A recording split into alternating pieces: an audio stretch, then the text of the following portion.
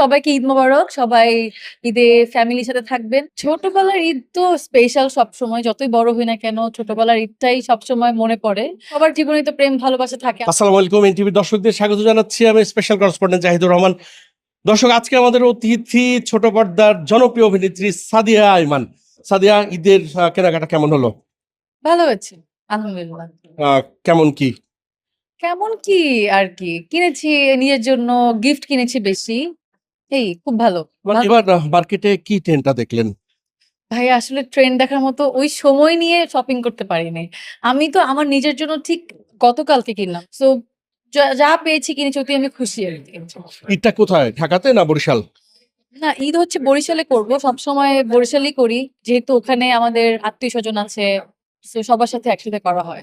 ঈদের ছোটবেলার কিছু অনুভূতি আর স্মৃতির কথা জানতে চাচ্ছি। ছোটবেলার ঈদ তো স্পেশাল সবসময়। যতই বড় হই না কেন, ছোটবেলার ঈদটাই সবসময় মনে পড়ে। ফ্যামিলির সাথে ঈদ করতাম। এখনো করি, কিন্তু তখন ফ্যামিলিটা আরো বড় ছিল। কারণ তখন দাদা-দাদি, তারপরে চাচা-চাচীরা ছিলেন আরো বেশি। কাজিনরা ছিল যারা এখন দাদা-দাদি এখন আমাদের মাঝে বেঁচে নেই। বাট চাচা-চাচীরা দেশের বাইরে অনেকে চলে গিয়েছে। কাজিনরা চলে গিয়েছে। সো এখন মানে আগে ২৫ জনের মানুষ এখন হয়ে গেছে মনে হয় ৭-৮ জন। সো ওইজন মানুষগুলোকে আসলে মিস করব। লোককে তো সাদিয়া আইমান তার অভিনয় মুগ্ধ করছে। আর ব্যক্তি সাদিয়া আইমানের জীবনে প্রেম, ভালোবাসা, রোমান্টিসিজম এগুলোর খবর কি? এগুলো তো মানে সবার জীবনেই তো প্রেম ভালোবাসা থাকে। আমার জীবন, আমার প্রেম ভালোবাসা, আমার পরিবার, আমার ফ্যামিলি। সো ওটা নিয়ে আছি। ঈদের দর্শকদের উদ্দেশ্যে কি বলবেন? দর্শকদের উদ্দেশ্যে বলব সবাইকে ঈদ মোবারক। সবাই ঈদে ফ্যামিলির সাথে থাকবেন, সুস্থ থাকবেন আর আমাদের কাজ দেখবেন।